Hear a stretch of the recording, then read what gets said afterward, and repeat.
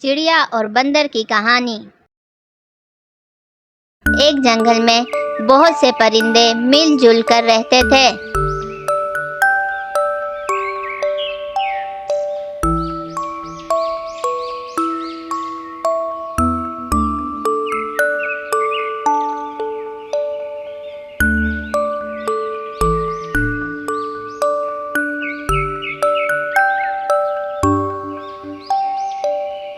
ये सब अपने अपने घोंसलों में खुशी से रहते और एक दूसरे का ख्याल रखते थे। बरसात का मौसम आने वाला था।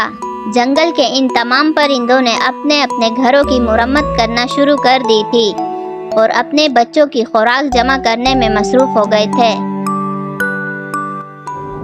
जल्द ही बरसात का मौसम आ गया और मूसलाधार बारिश होने लगी और तमाम परिंदे अपने अपने घरों में चले गए। कई दिनों तक बारिश का सिलसिला जारी रहा। एक दिन बारिश में भीगकर एक बंदर परिंदों के इलाके में दाखिल हुआ। ये एक शाख पर बैठ गया। उसका जिस्म भीगा हुआ था।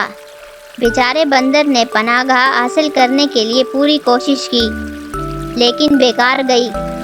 पत्ते बारिश से बचने के लिए काफी नहीं थे। उफ, बहुत सर्दी है, बंदर ने कहा। परिंदे ये सब देख रहे थे।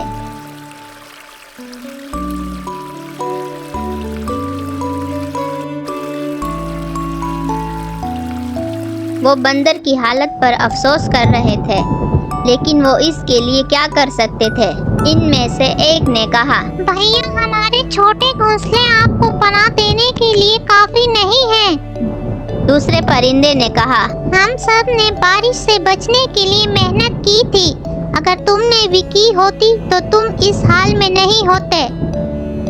ये सुनकर बंदर ने गुस्से में कहा, तुम्हारी हिम्मत कैसे हुई मुझे मशवरा देने की।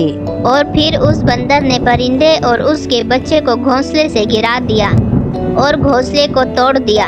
बेचारे परिंदे ने कहा, बेवकूफ, अच्छे मशवरे को कभी अहमियत नहीं देते, इसलिए यही बेहतर है कि उनको मशवरा मत दो।